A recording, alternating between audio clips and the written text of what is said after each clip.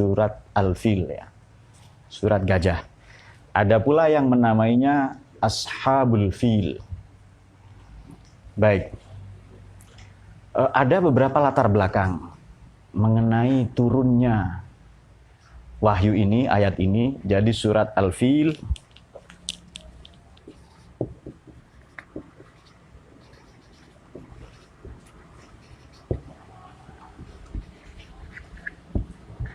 maknanya gajah ya. Surat Al-Fil ini surat yang ke-105, tapi kalau urutan wahyu yang ke-15 yang turun kepada Nabi. Maka jelas Makiyah ya, jelas ini turun pada periode Mekah atau periode sebelum Nabi hijrah. Karena boleh jadi tidak di Mekah ya, di Taif atau ketika Nabi perjalanan atau kemana-mana. Wahyu yang ke-15, pendapat lain mengatakan wahyu yang ke-19. Tapi itu tidak penting ya, yang penting di Quran, itu saja. Ada 5 ayat, 20 kata, 96 huruf. Anda tidak usah ngitung ya, sudah ada ilmuwan yang menghitung itu. Mula-mula begini, seorang pemimpin bernama Abrahah Al-Habsyi Al-Ashram. Seorang pemimpin bernama Abrahah ya, raja di Yaman. Ini melapor kepada pimpinan mereka bernama Negus atau Najasyi, bahwa ia akan membuat kanisah. Di informasi yang lain disebut bi'ah. Yang jelas maknanya adalah kuil atau tempat ibadah. Mereka hendak membangun itu yang sangat indah sehingga kelak orang-orang yang hendak ke Ka'bah untuk haji ya, meskipun ia sudah mengalami penyimpangan atau penyelewengan dari ajaran Nabi Ibrahim alaihissalam, sehingga nanti tidak lagi ke Mekah tetapi ke Yaman, ke Son'a, atau kota yang disebut Son'a. San'a. Sampai sekarang puing-puing atau bekas-bekas reruntuhan bangunan itu masih ada, masih kita temui. Rupa-rupanya rencana Abrahah tadi itu, kita bisa baca di Burdah itu, teman-teman yang ngaji Burdah ya. Pada bab yang ke-4 tentang Maulid Nabi ini.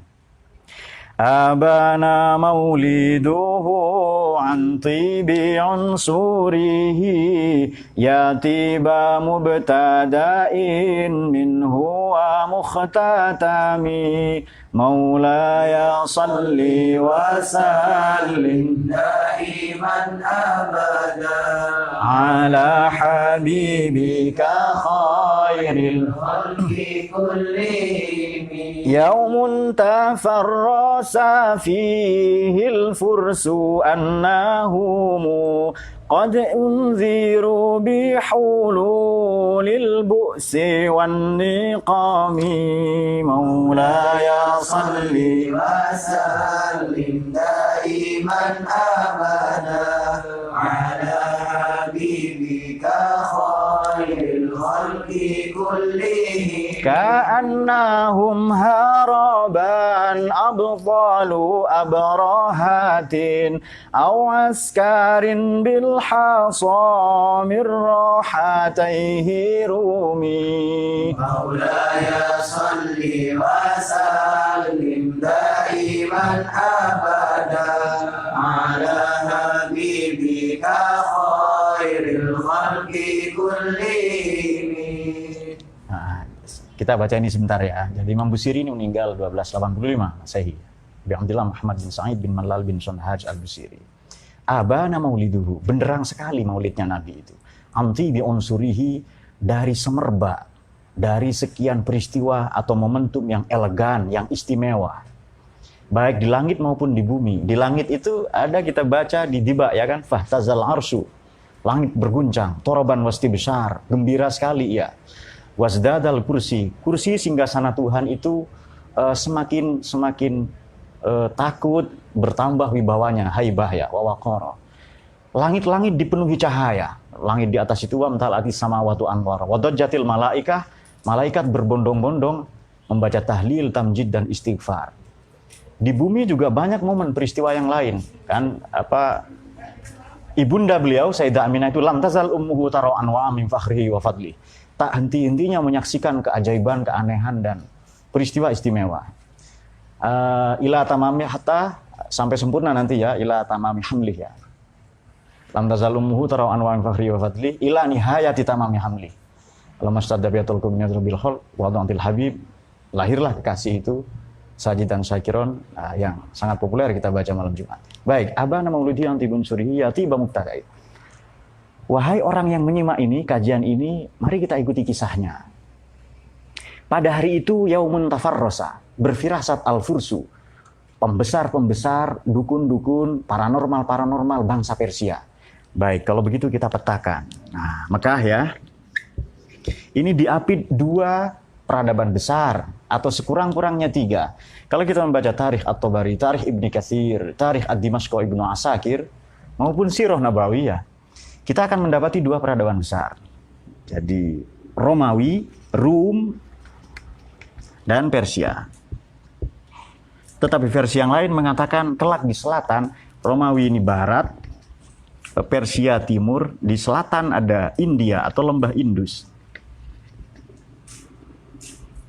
Selatan ini. Persia agama resminya adalah Majusi, Zoroaster, nabinya Zarathustra, kitabnya Zen Avesta, kitab undang-undangnya Hammurabi. Romawi agamanya Kristen, kemudian kitab sucinya Old Testament, Perjanjian Lama, dan New Testament, Perjanjian Baru. Di selatan lembah Indus ini India, agama resminya Hindu-Buddha. Hindu itu kitab sucinya Veda atau disebut Rig Veda, Atharva Veda, Bhagavad Gita. Bhagavad ini, Bhaga ini maknanya Tuhan. Kalau Anda pernah mendengar kota Baghdad itu bukan bahasa Arab. Bhaga, Tuhan, Dada, anugerah, anugerah Tuhan. Karena itu yang ahli di bidang ketuhanan disebut Bhagavan atau Begawan.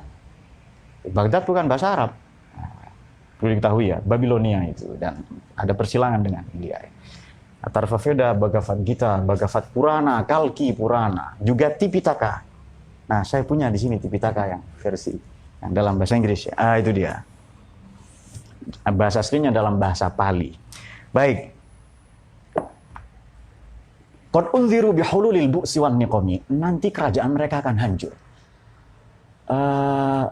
Ashabi Kisra, pemimpin-pemimpin, menteri-menteri mereka saling berselisih paham pada hari kelahiran Nabi itu ya. Oke. Apa yang dilakukan Abraha yang di sini di Burdah tadi di Kawakib Ad-Durriyah fi Madhi Khairil Bariyah disinggung ya. Beberapa syarahnya teman-teman bisa baca ya. Al-Umdah fi Syarhil Burdah juga bisa.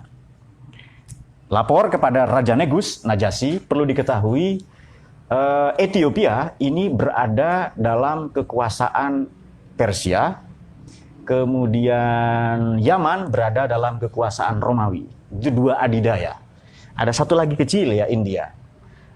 Sri Lanka itu bagian dari India. Pakistan juga. Sri Lanka ini alengka diraja ya. Sampai ke Afghanistan, sampai ke Asia Tengah. Karena India ini Asia Selatan. Walhasil Mekah ini berada dikepung oleh 3 peradaban besar. Bangsa yang terbelakang. Jahiliyah, terbelakang.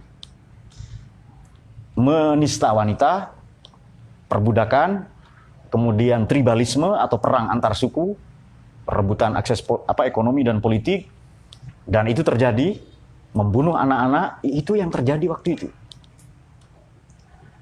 Nah, mari kita akan membaca ini ya. Kemudian rencana Abraha yang melapor kepada Raja Negus atau Najasyi tadi tercium oleh pedagang-pedagang dari Mekah yang berdagang ke Yaman.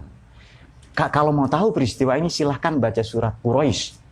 Li'ila, bismillahirrahmanirrahim, li'ila fi Quraisyin, ila fihim rihlatas syita'i was-shaif. Musim dingin mereka ke selatan ke Yaman, musim panas mereka ke utara, ke mana ke Romawi. Nah itu dia. Disebut Quraisy ini leluhurnya Nabi ya, kakeknya Nabi yang ke-11 kalau tidak salah. Jadi Muhammad bin Abdullah bin Abdul Muthalib. Ada yang membaca Abdul Muthalib ya, terutama nanti Ibnul Jauzi dalam tafsirnya itu. Abdul Muthalib bin Hashim bin Abdi Manaf bin Qusay bin Kilab bin Murrah bin Ka'ab bin Lu'ay bin Ghalib bin Fihr. Fihr itu Sumia Quraisy atau dilakopi, dijuluki dengan Quraisy karena ia ahli di bidang kurs perdagangan. Jadi kurs itu bahasa Arab kuno itu. Berapa kurs dolar? Kurs itu bahasa Arab itu. Yang ahli di bidang kurs disebut Quraisy. Ada surat itu kan ya. Kapan-kapan kita bisa ulas itu. Oke. tercium oleh para pedagang. Maka sebagian pedagang yang ugal-ugalan datang ke kanisah. Kanisah itu bernama Kullais. Ini ada dalam Jam'ul Aqwal, tafsir Jam'ul Aqwal ya, yang banyak perspektif, yakni tafsirnya Imam Ibnul Jauzi, wafat 597. Kanisah ini kuil atau disebut gereja, sama sajalah tempat ibadah ya, bernama Kullais. Nah, itu dia namanya. Maka pedagang-pedagang dari Mekah yang ugal-ugalan, mohon maaf, buang air besar di sana. Saya kira kecil juga kan, masa besar toh, kecil juga itu. Dibuang dan tidak disiram itu. Dibuang saja di sana itu. Versi lain yang menyatakan itu dibakar. Maka marahlah Abrahah itu, penghinaan kepada kuil bernama Kullais di Son'a ya, di Son'a ini dijadikan dalih alibi untuk menyerang Mekah, Ka'bah waktu itu khususnya, dengan membawa tentara Ashabul Fil, tentara bergajah, gajah perang. Ada yang katakan gajahnya 8 satu paling besar, 12 satu paling besar, ada yang katakan 100, ada yang katakan 1000. Tidak penting, pokoknya gajah, tidak ada biawaknya itu. Pokoknya gajah ke sana itu. Mari kita baca. Bismillahirrahmanirrahim. Sudah ya, ini latar belakangnya. Supaya Anda tahu nanti teman-teman bisa membaca tarikh tadi, At-Tabari, Ibnu Katsir, Ibnu Khaldun, tarikh Ad-Dimashq tadi itu.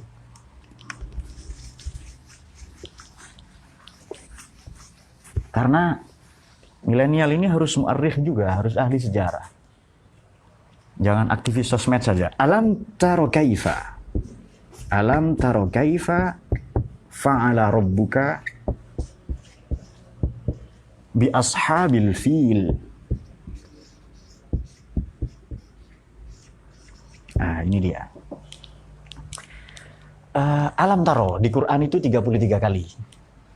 Kaifa 83 kali. Jadi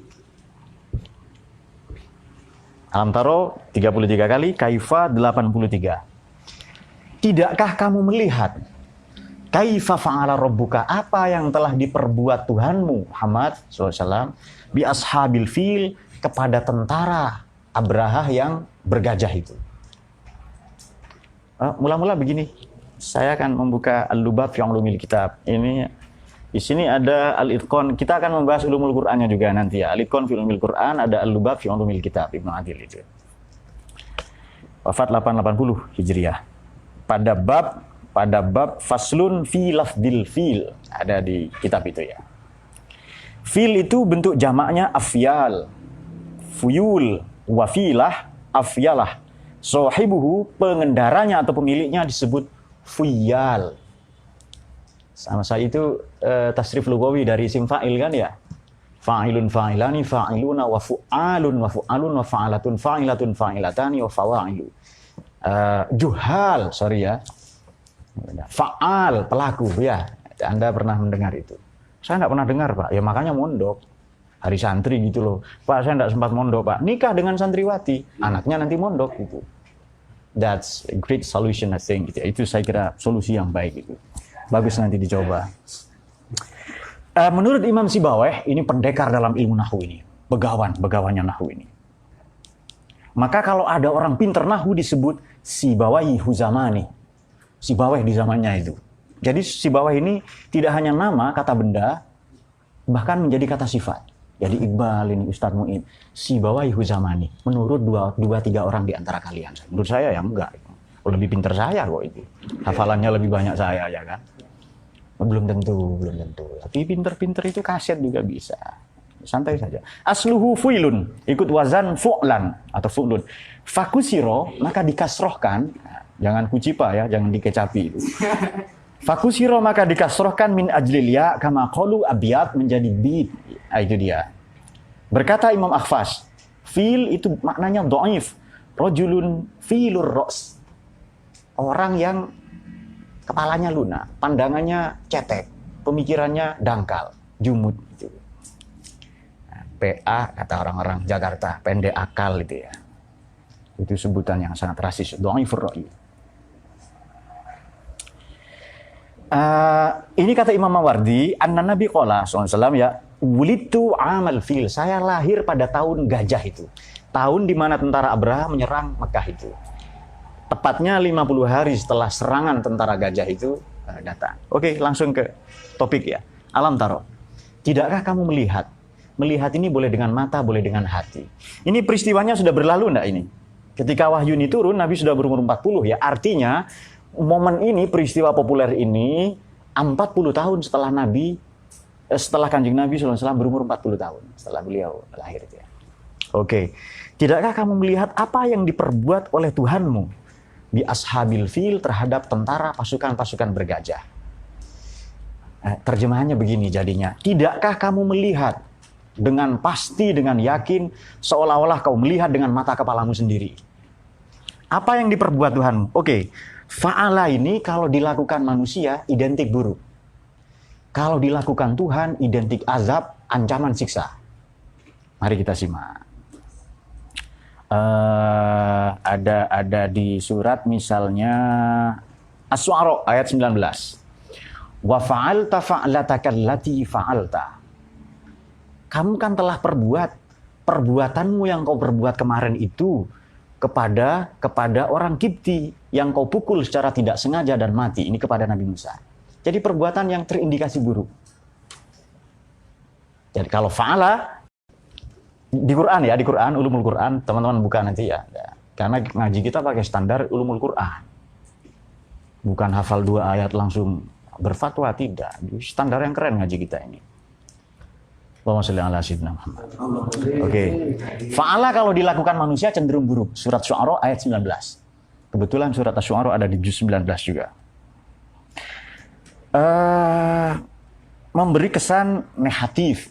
Ayatnya tadi itu ya contohnya wa fa'alta fa'lataka allati fa'alta. Itu tuduhan Firaun kepada Nabi Musa.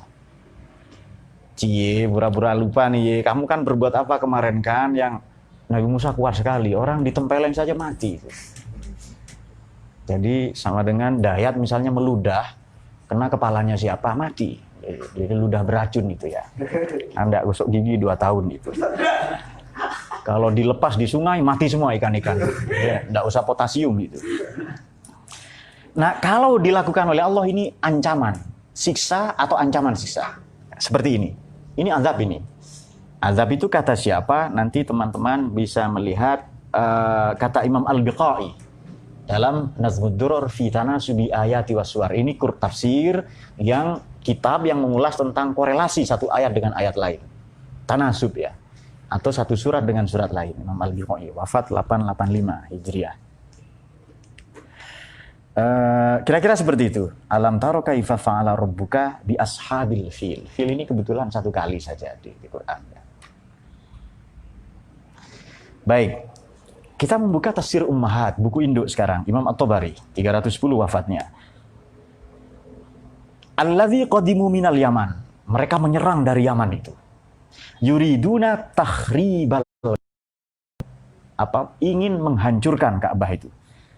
Dari Habasyah ya, dari Ethiopia, Ro'isuhum Abroha Al-Habsyi Al-Ashram tadi itu. Jadi kemudian kita membuka tafsir Ibnul Jauzi. Alam taro maknanya fihi qaulani, ada 2 pendapat. Alam tukhbar. Qaulahu Al-Farra, ini pendapat Imam Al-Farra. Alam ta'lam qaulahu Az-Zajjaj. Imam yang profesinya penjual kaca. Biasa itu, ada Al-Haddad, pandai besi ya. Al-Qaffal, tukang duplikat kunci, tukang gembok itu. Biasa ada orang nama-nama begitu itu. As-Saqaf, As-Segaf itu tukang genteng itu. Al-Baladuri, penjual jambu itu. Dan ulama itu biasa. Saya ulama, tas betok gitu. Itu isapan jempol itu. Fiktif cerita itu. Sama dengan sinetron azab di TV yang kalian kenal itu. Baik. Sababu qasdihim qaulani ahaduma inna abrah bana bi'ah tadi atau kanisah qala lastu manhiyan hatta udifa li hajjajil arab fasami rajulun min bani Kinanah. Jadi ada orang dari Bani Kinanah yang datang ke mana tadi yang saya ceritakan itu, ke Yaman tadi itu ya. Lalu terjadi peristiwa itu. Menarik adalah Abraha 1, bacaan kita banyak, tahu banyak pendapat ya, 100 ekor unta. Lalu dilaporkan oleh salah satu pelayannya ya, kalau pekatik lah, tapi pekatik unta itu. Datang setelah itu, kemudian datang Sayyid Abdul Muthalib itu. Mana unta saya katanya itu. Ini kata beliau diungkap oleh tafsir oleh Imam Ibnul Jauzi, masuk tafsir Jam'ul Aqwal ya. Ana rabbu hadhil ibil. Rabbun bukan Tuhan ya. Saya pemilik unta-unta ini. Kemudian walihadzal bait rabbun sayamna'uhu. Di redaksi yang lain innalil ka'bah rabban hamahu. Ka'bah itu ada Tuhan yang mau menjaga. Unta saya kembalikan. Lalu kata Abraha itu, tadinya saya respect sama kamu, angkat topi. Kamu ingin membela kaummu agar tidak dihancurkan. Kok tiba-tiba kamu pandangannya materialistik banget? Unta yang diminta. Kata Sayyidina Abdul Muthalib, saya pemilik unta ini. Kalau Ka'bah itu ada yang punya, urus sendiri itu. Nanti Tuhannya akan membela. Innal Ka'bah rabban hamahu. Atau ana rabbu hadhil ibil. Saya pemilik unta ini. Wali hadzal bait, untuk Baitul Atiq, Baitullah itu Ka'bah itu rabbun sayamna'uhu. Ada Tuhan yang akan membelanya nanti. Tapi memang beliau nanti ke sana ya. Datang ke Ka'bah berdoa, Tuhan, ini rumahmu akan dihancurkan. Maka dalam tafsir Fakhrur Razi Al-Kabir, Mafatihul Ghaib, kata Imam Ar-Razi, wafat 606, beliau, Sayyid Abdul Muthalib ini melihat burung yang aneh, yang belum pernah dilihat sebelumnya. Maka nanti banyak versi, ini burung dari mana? Apa burung betulan atau burung bagaimana? Nanti akan kita ulas itu. Nah, maka saya menulis buku Peradaban Sarung ya kan, sarang burung. Atau sayang burung. Setiap orang sayang burung enggak ini? Istrinya saja sayang kok, mertuanya juga sayang ada ya. Oke, dari Bani Kinanah tadi ya. Baik. Alam tara kaifa fa'ala rabbuka bi ashabil fil alam yaj'al kaidahum fi tadlil. Alam yaj'al kaidahum fi tadlil.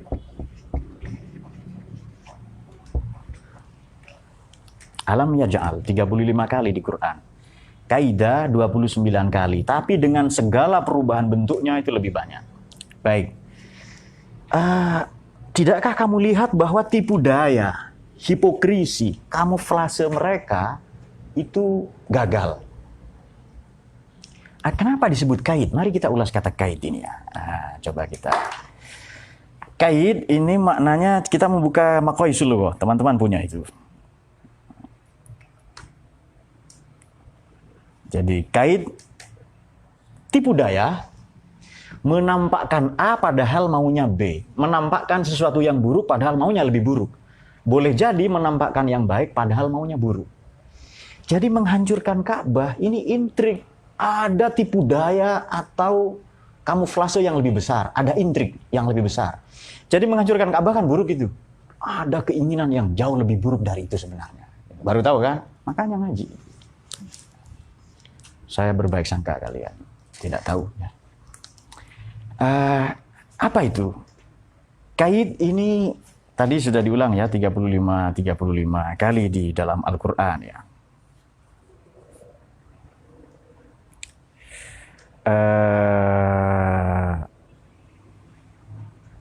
Ada di surat Ghafir misalnya tipu daya ini. Wa ma kaidu fir'auna illa fi tabab. Surat Ghafir 37.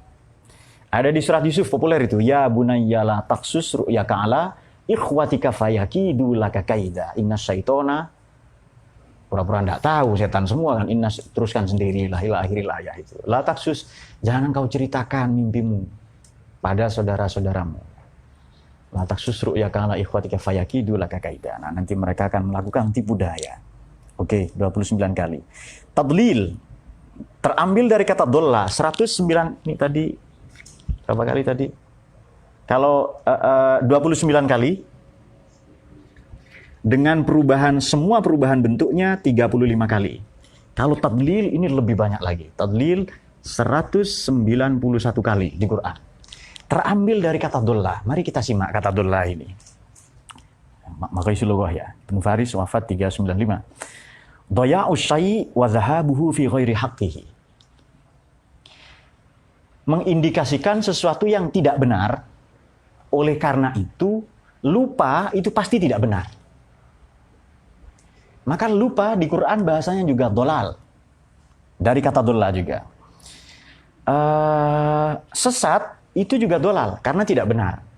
Bagaimana yang ada ustadz salah paham ya kan? Wa wajadaka dhallan fahada. Itu bukan sesat, tidak tahu arah atau lupa maknanya dhalla itu. Jangan diartikan sesat itu. Dhalla tidak semuanya sesat. Kemudian ada ayat ini, Bismillahirrahmanirrahim. Kul may yarzuqukum minas samawati wal ard qulillah. Katakan Allah itu ya. Kemudian ada di surat Yusuf lagi. Inna abana lafi dhalalim mubin. Bapak saya sesat. Bukan, bapak saya lupa. Jangan diartikan masa Nabi Yakub alaihissalam sesat, ya kan? Lalu Nabi Muhammad juga sesat itu kan katanya kan? Memperingati Maulid Nabi, memperingati kesesatan Nabi katanya. Nah, itu kalau enggak ngaji begitu itu.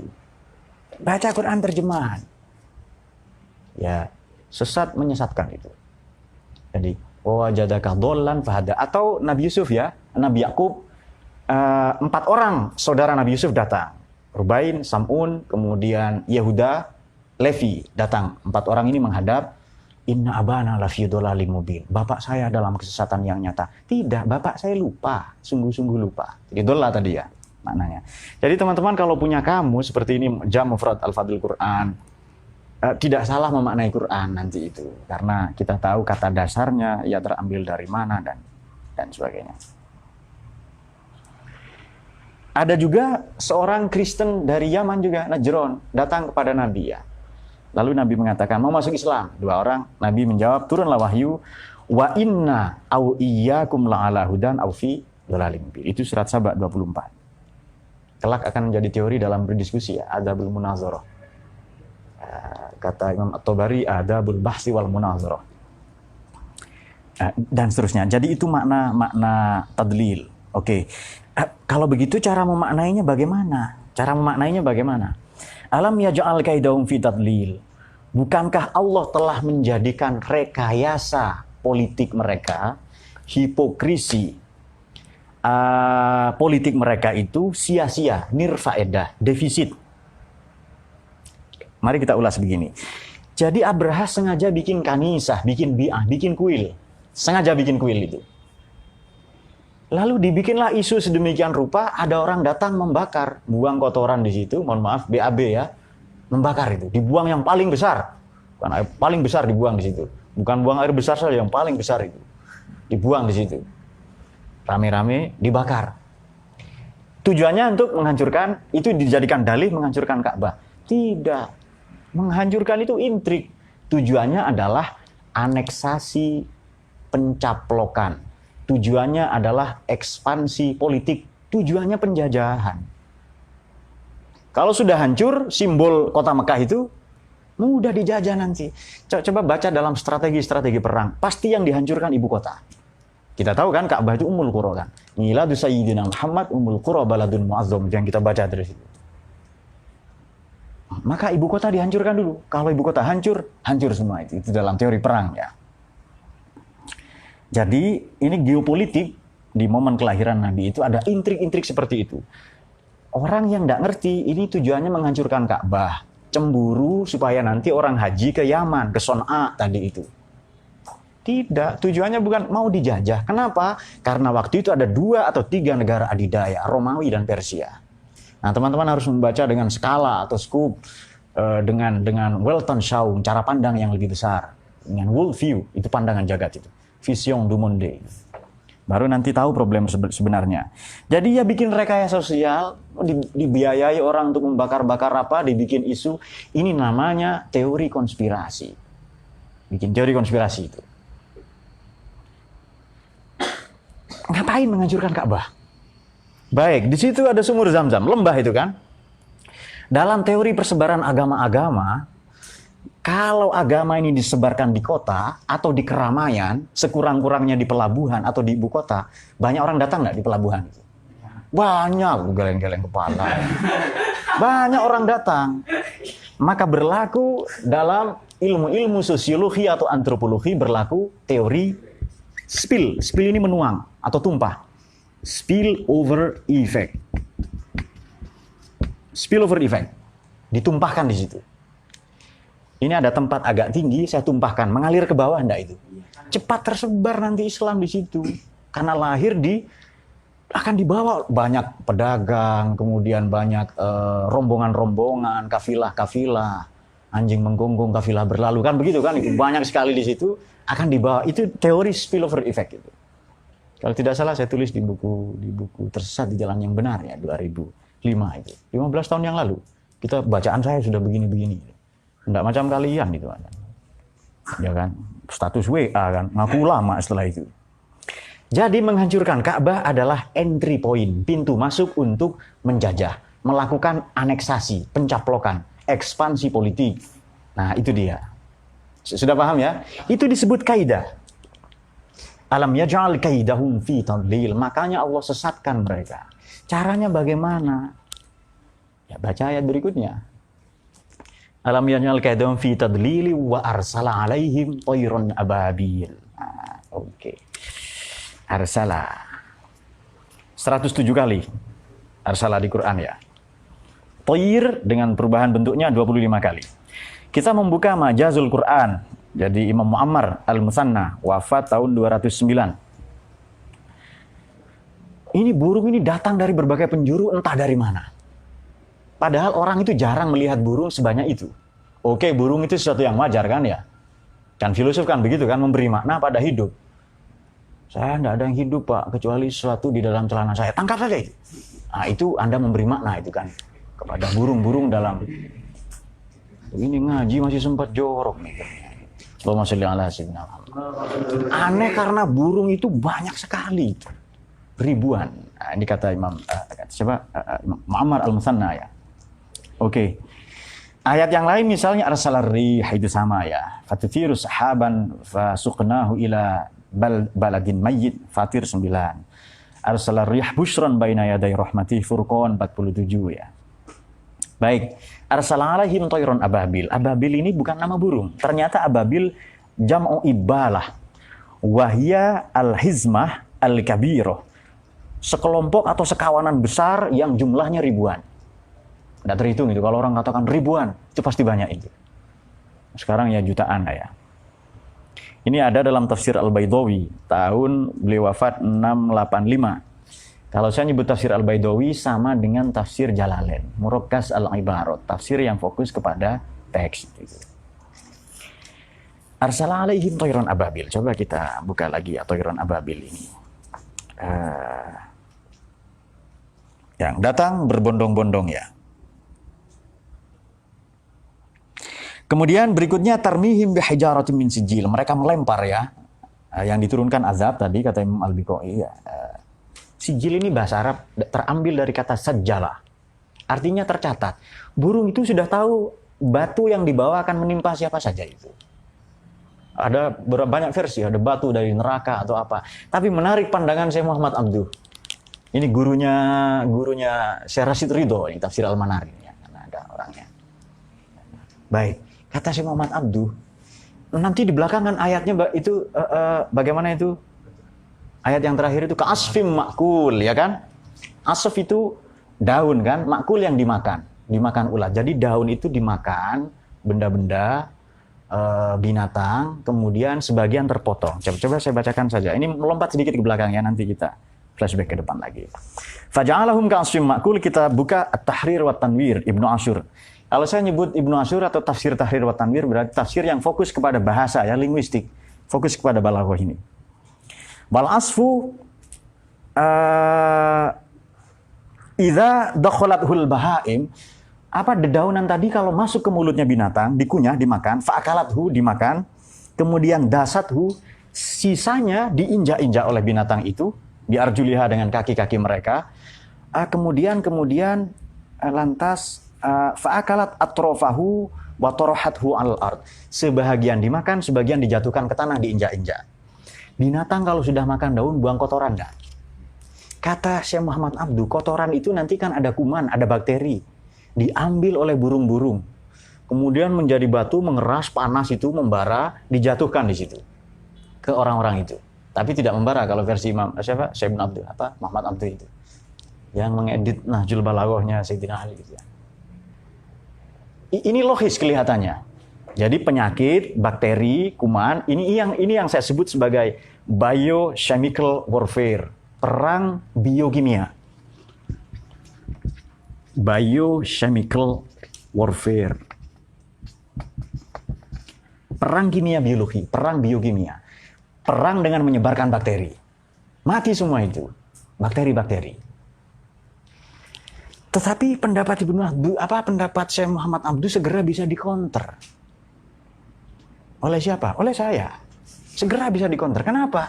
Ayat pertama, fa'ala rabbuka. Tadi katakan di awal, fa'ala kalau berhubungan dengan Allah pasti istimewa itu. Kalau dengan manusia hal-hal buruk tadi kan, wa fa'alta fa'alataka allati fa'alta tadi, Nabi Musa ya alaihissalam.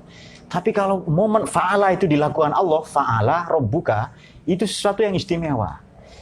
Kalau cuma nyebar lepra, penyakit diare, mens, baik menstruasi maupun menstruat, itu bisa di mana-mana, ya kan? Lagi pula jaraknya itu 2,5 mil. 1 mil ini sama dengan 1,6 kilo. Berarti 2,5 mil dari Ka'bah itu berarti 3,5 kilo. Jadi jaraknya berapa? 2,5 mil. 1 mil sama dengan 1,6 kilo. Jadi hampir ya 3,5 sampai 4 kilo lah itu kira-kira itu. Ukur sendiri bawa penggaris ke sana itu. Nah, sudah. Kemudian aneh di situ ya. Kenapa yang mati cuma tentara Abraha saja? Kok penduduk Mekah tidak? Padahal itu kawasan padat penduduk. Ini segera bisa dibantah pendapat. Jadi maka konsep atau teori fa'ala rabbuka berhubungan dengan teori ya fa'ala rabbuka. Kita buka Ulumul Quran ini. Berhubungan dengan inayatullah. Pertolongan Allah. Ada inayatu, ada riayah itu penjagaan ya. Ada kalau sunnatullah itu hukum alam. Segala sesuatu terjadi atas masyiah, atas izin Allah kan. Tapi Allah sudah mengizinkan berupa hukum-hukumnya. Ya ini sunnatullah. Kalau nyebar penyakit model begitu sunnatullah itu. Tapi ada riayatullah. Gajah pasukan itu dikalahkan burung kecil kan itu. Waman nasru illa min indillah. Tidaklah kemenangan datang kecuali dari sisi Tuhan. Atau di surat Baqarah ya, tentang Jalut dan Tolut, David dan Goliat. Ada cerita bagaimana Bismillahirrahmanirrahim, kam min fi'atin qalilatin ghalabat fi'atan katsiratan biiznillah. Allah ma'as-sabirin. Betapa banyak golongan-golongan kecil mengalahkan golongan yang besar, kelompok-kelompok yang besar. Ya, kelompok ya yang kecil mengalahkan. Itu banyak terjadi itu. Nah, oke. Jadi ini tidak bisa lepra, tadi tidak bisa dipandang sebagai sunnatullah ini. Ini pendapat Muhammad Abduh karena Muhammad Abduh adalah tokoh mujaddid pembaharu. Dia santrinya Afghani, Jamaluddin Afghani ya. Afghani santrinya Rifa'ah Rafi al-Tohtawi yang mendapatkan beasiswa bersama 50 orang dari Gubernur Mesir Muhammad Ali untuk kuliah di Perancis. Maka nanti Rifa'ah Tohtawi menulis buku Talkhisul Ibris fi Talkhisi Baris, memuar perjalanan beliau selama menjadi chaplain, imam, belajar di Perancis 5 tahun itu. Kalian belajar di pesantren ini, bikin juga. Perjalanan saya selama belajar di sini.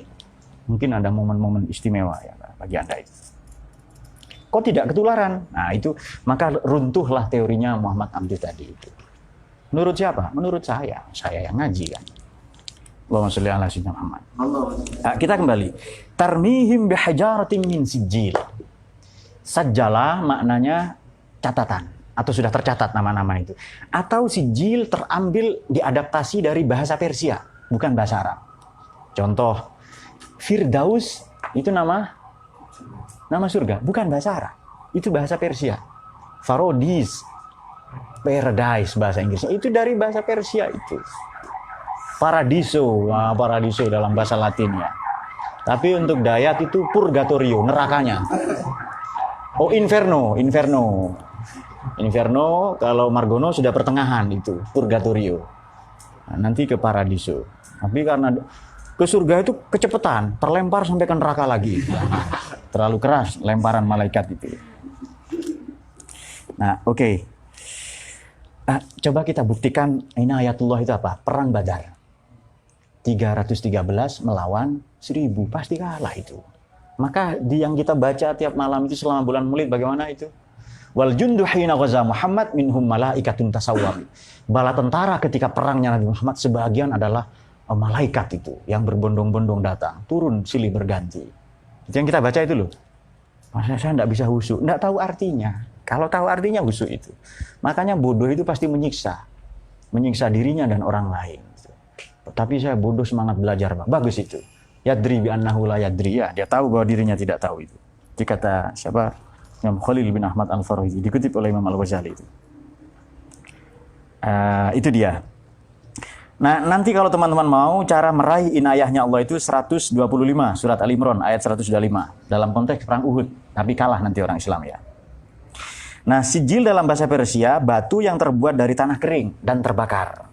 Itu makna sijil. Nanti teman-teman bisa baca ya. Jadi sijil itu kalau kita membuka Abu Bakar Al-Jazairi wafat 1339, Aisarut Tafasir maknanya adalah tinun matbuh.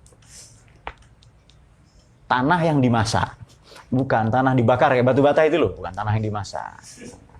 Tanah yang dimasak ya, tanah yang dibakar. Seperti itu kira-kira itu. Kemudian tarmihim bi hijaratin min sijil faja'alahum ka'asfim ma'kul, seperti tadi itu. Oke, ini sebelum saya menjawab pertanyaan ya. Masuk akal enggak menurut Anda kelahiran Nabi itu di tengah-tengah orang yang bodoh terbelakang? Menindas perempuan, menghina perempuan, mengubur anak hidup-hidup, suka perang antar etnik atau suku, tribalisme. Itu katanya siapa? Karen Armstrong ya dalam History of God, dalam sejarah Tuhan itu. Tiba-tiba lahir itu. Anda bayangkan kalau Nabi lahir di Persia, tidak heran karena peradaban maju. Kalau Nabi Muhammad lahir di Romawi, tidak heran itu. Ya memang negara maju kok. Kok pinter, belajar di Kepanjen. Orang percaya. Baru mendengar Kepanjen. Pesantren luhur itu. Ilmuwan dia. Auto ilmuwan katanya. Tapi begitu Anda bilang lahir di mana, itu belum tentu. Nabi lahir di India, auto jadi begawan, jadi resi. Nah, lahir di keluarga yang seperti itu, maka Kanjeng Nabi ini bersabda, Ad-dabani Robbi, Tuhanlah yang mendidik aku langsung. Fa ahsana ta'dibi, pendidikan saya ini yang paling ideal, paling berkualitas. Nah, ini disebut inayatullah. Tidak mungkin sunnatullah. Karena sunnatullah, mustahil ada orang pinter lahir di situ itu. Mustahil itu. Terutama, ya sunnatullah kan kebiasaan kan. Kita sebut mustahil adat ya. Tidak mungkin menurut kebiasaan, tradisi tidak mungkin itu. Orang bodoh semua. Tiba-tiba dia pinter sendirian. Tapi buta huruf dia. Itu tambah tidak percaya itu. Makanya nanti pengamat-pengamat dari barat seperti Thomas Carlyle, kemudian Emily Durkheim M yang menulis sejarah Nabi juga Karen Armstrong itu sangat mengapresiasi Nabi. Itu inayatullah itu ya. Kecelakaan kereta api, mati semua itu. Kutu kecoa mati itu. Satu orang tidak mati, itu inayatullah itu. Karena secara teori mati semua itu. Jadi bertabrakan misalnya kereta api dengan nyamuk. Tapi nyamuknya naik pesawat terbang. Jadi ada pesawat terbang jatuh gitu. Mati semua itu. Ada satu orang tidak mati, itu inayatullah itu. Begitu pula dalam hidup, Anda tidak cukup mengandalkan sunnatullah, andalkan inayatullah, pertolongan Allah itu. Coba baca surat Nahl itu, ayat 64-65, dari 63 baca ke bawah itu. Ammay yujibul muttarra idza da'ah. Siapakah yang mengabulkan doa orang-orang yang dalam keadaan kepepet dan maksa kepada Allah itu. Itu dia. Jadi kalau Anda sudah berkeluarga, banyak urusan, atau ngurus pesantren, perguruan tinggi, itu banyak sekali the power of kepepet. Dengan mengandalkan inayatullah itu. Itu saya avant-garde itu. Saya berada di garda terdepan untuk itu ya. Karena saya melakukan ya sudah itu. Tidak kenal tauhid, menindas perempuan, perbudakan, macam-macam ya. Poligam, istrinya 200, simpanannya 400, tiba-tiba lahir orang istimewa. Nah ini inayatullah. Makanya kita agungkan, kita muliakan karena inayatullah ini. Abu Lahab saja, jangan keras-keras ya pamannya Nabi. Senang kok pada kelahiran Nabi itu. Sampai dibebaskan pembantunya, Suwaibah al-Aslamiyah itu. Diserahkan kepada Sayyidah Aminah, kamu rawat, kamu melayani Sayyidah Aminah saja itu. Maka setiap Senin Abu Lahab itu dikurangi siksanya. Oke, itu saja kita akan menjawab pertanyaan.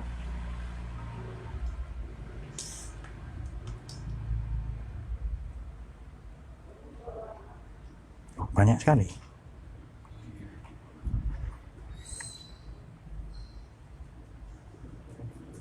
Dari Hasan Abu Hamid.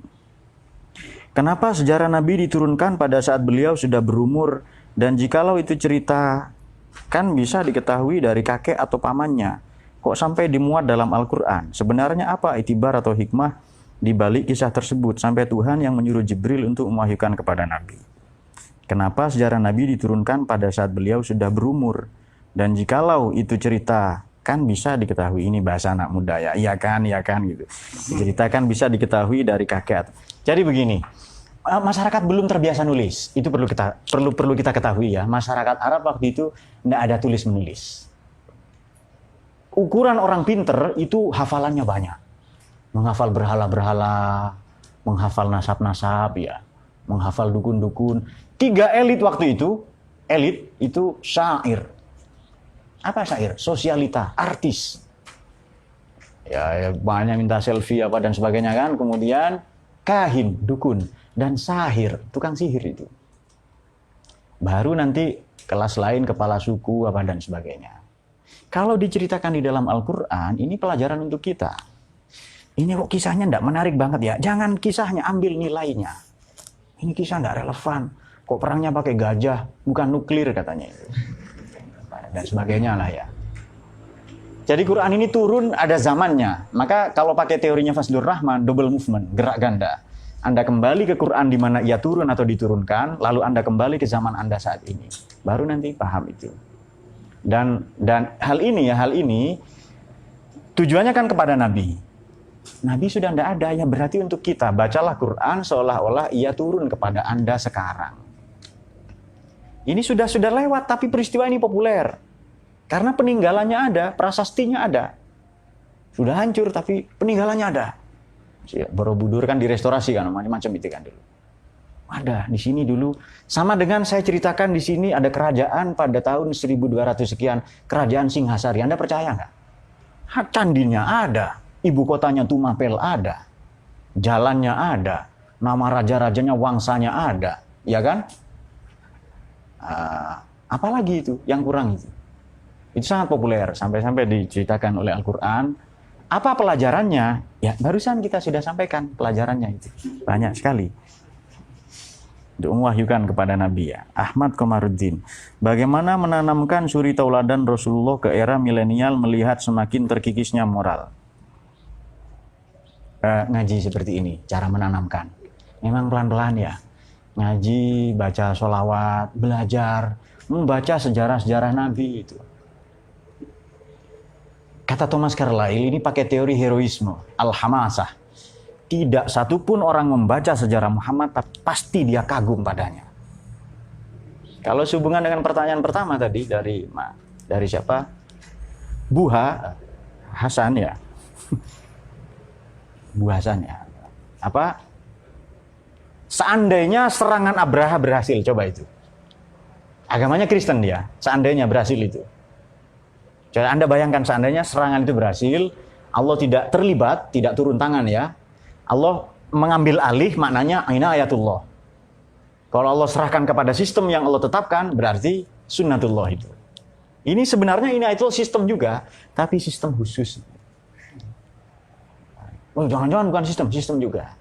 Saya membaca bahwa Anda akan membantah ini ABC gitu. Saya pernah muda, pernah jadi. Ini sistem juga, tapi sistem khusus. Yang satu sistem umum, ya. Jadi bagaimana?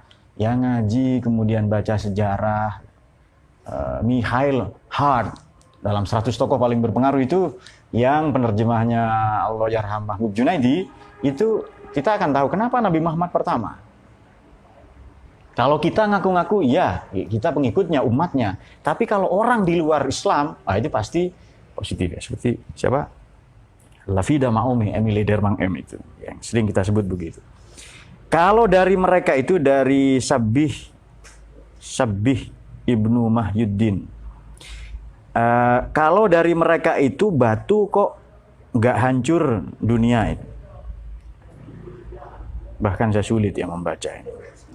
Hanya nanya Ustaz, kalau dari mereka itu batu kok nggak hancur dunia ini? Atau Mekah itu sendiri? Sebab panas neraka, batu dari neraka maksudnya ya, yang dimaksud ini. Ini manusia dan pertanyaannya sama-sama sulit dipahami. Sebab panas neraka 70 kali. Ada satu versi itu Pak, api neraka katanya itu. Dan kita tahu ka'asfim ma'kul, seperti daun yang dimakan ulat. Bolong-bolong enggak itu? Jadi memang bolong-bolong itu, dadanya, kakinya, bolong-bolong itu. Oh enggak hancur dunia ini. Fa'ala rabbuka, Allah yang berbuat kok, terserah dia. Ya kan? Fa'ala rabbuka itu. Sama dengan subhana, enggak usah dikejar pakai akal itu. Subhanalladzi asra bi 'abdihi, sudah itu. Bagaimana ini? Lalu Mu'tazilah itu dalam mimpi. Terserah, tapi subhana di situ. Fa'ala rabbuka, Allah sudah berbuat itu. Kalau perbuatan Tuhan, bagaimana? Ya tentu terbatas akal kita menjangkau itu. Namun demikian, api neraka yang 70 kali panas itu, saya juga tidak yakin sebenarnya ya. Dan saya tidak ada rencana ke sana. Mungkin teman-teman ada yang mau berangkat, tidak apa-apa itu. Kemudian, itu saja ya.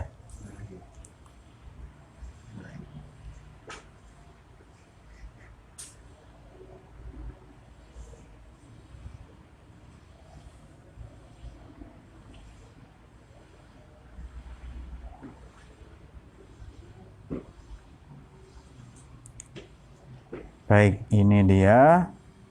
Dari penggemar terbaik. Oke, selamat penggemar ya. Tapi jangan nakal-nakal ketika membaca Al-Quran dengan double movement atau mengkontekstualisasikan nilai-nilai Quran. Apakah ini mengindikasikan kemukjizatan Quran yang muqtadayatul hal? Kontekstual berarti ya, kekinian. Atau ini menunjukkan kehebatan akal manusia yang dapat mengambil ibroh? Saya cenderung kepada Quran. Itu yang hebat itu. Baru yang kedua akal manusia, umatnya Nabi Muhammad. Jadi wahyu itu turun kepada hati, kemudian akal nanti itu. Kan ada kan hati yang qulubun la yaqiluha, hati yang tidak berakal. Quran itu tidak ada problem pada teks. Problemnya di mana? Yang ada banyak perbedaan di mana? Di tafsir. Teman-teman jangan takut menafsir itu. Ayo keren lah sedikit menafsir itu. Jangan takut melakukan reinterpretasi bahkan kepada teks-teks sakral. Ini pendapat saya. Boleh tidak setuju. Negara demokrasi ya kan, boleh tidak setuju. Kenapa? Kalau pakai teks-teks sakral Anda bisa celaka. Jadi nanti tekstualis, skriptualis seperti maaf saya sebut Wahabi. Ekstrim kanan. Bunuhlah, perangilah, kemudian Pancasila togut atau jadi ISIS ya, bom bunuh diri dan sebagainya itu. Tapi kalau dikontekstualisasikan tidak. Qur'annya tetap, tapi maknanya itu. Bukan cocokologi politik loh ya. Karena memang ayat ini tentang ekspansi politik ini, ayat yang kita bahas ini. Tentang aneksasi, pencaplokan wilayah. Oke. Misalnya, pendapat Ibnu Taimiyah. Insya Allah minggu depan saya bacakan tafsirnya ya. Lagi ya, supaya teman-teman tidak penasaran. Ibnu Taimiyah ini ulama yang saya kagumi ya, idolanya Wahabi lah itu ya, junjungannya Wahabi. Ibnu Taimiyah ini menulis banyak sekali buku, ulama sarjana yang sangat prolifik, pengetahuannya luas, wawasannya luas. Tetapi kata Ibnu Battutah, walakin fi aqlihi syai'un, saya mau buktikan fi aqlihi syai'un itu akalnya ada yang bermasalah, ada konslet, saya mau buktikan itu. Tapi saya apresiasi kitabnya banyak ya, Majmu' Fatawa, saya punya itu, Majmu' Fatawa. Kemudian beliau menulis buku bantahan kepada orang non-muslim, misalnya Al-Jawabus Sahih liman baddala dinal Masih. Ada juga bukunya itu Iqtida'us Siratil Mustaqim. Nah, dalam buku itu beliau mengutip hadis Sahih Muslim, man baddala dinahu faqtuluhu. Yang pindah agama, bunuh dia. Coba itu. Kelak pandangan ini dikritik oleh Abdullah Ahmad An-Naim.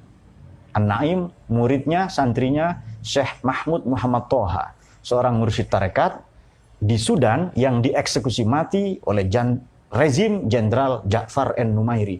Mas santri itu harus banyak bacaannya itu. Baca status WA, baca sejarah yang keren-keren itu. Baru nanti tahu semua ya jalannya. Ya enggak tahu semua lah, tapi minimal khawatir nanti calon istrimu maharnya Tarikh At-Tabari, Tarikh Ibnu Khaldun, itu baru itu. Baca ya kan, ada orang sampai ngaku namanya Kulhu. Nah, kamu siapa namanya? Imron, baca surat Imron ya. Kamu siapa? Anas, Anas nama saya Pak, kata anaknya ke calon mertuanya itu loh, baca surat An-Nas. Lalu dia ngaku bingung itu, Pak nama saya Bismillah, nama saya Kulhu itu, supaya suruh baca Kulhu ya. Ternyata suruh baca Baqarah, karena di Baqarah ada Kulha tu burhanakum min kuntum begitu gitu ya. Baik, itu kata An-Naim. An-Naim ini seorang tokoh liberal di sebagian, tapi ini tokoh yang keren lah ya. Kita tidak membahas liberalismenya, tapi kritiknya kepada Ibnu Taimiyah. Iqtida' Siratul Mustaqim mengutip hadis man baddala dinahu faqtuluhu. Pindah agama, bunuh dia.